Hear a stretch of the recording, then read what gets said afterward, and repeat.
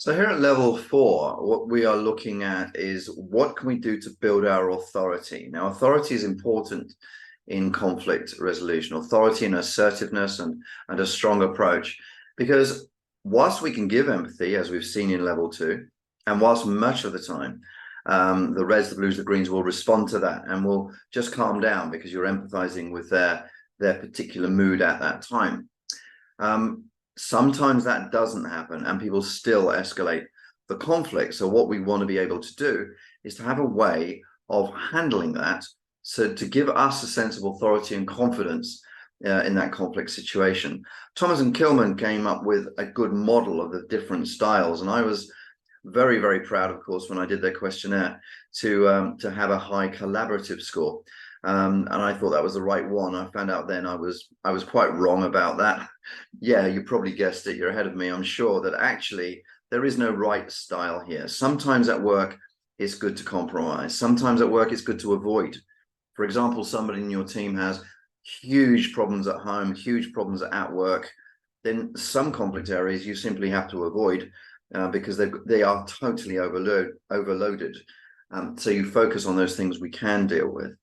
Sometimes we have to yield and accommodate because, for example, in a supply chain where the suppliers are scarce and rare, they have more power than we maybe would like them to have. So we have to accommodate their goals because we can't fight back. We are not in a position in that particular contract of having much strength.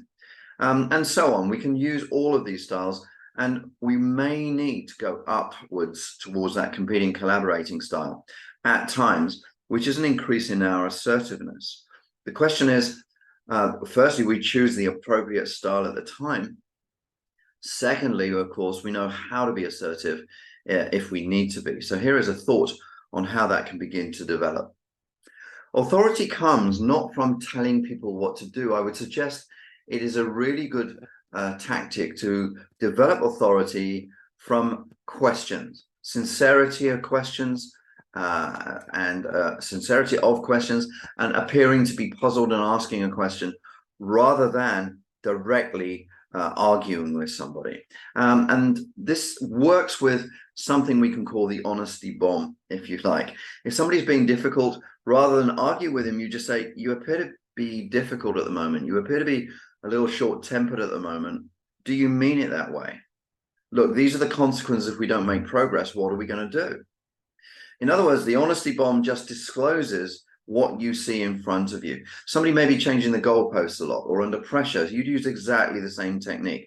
Look, you appear to be changing the goalposts a lot.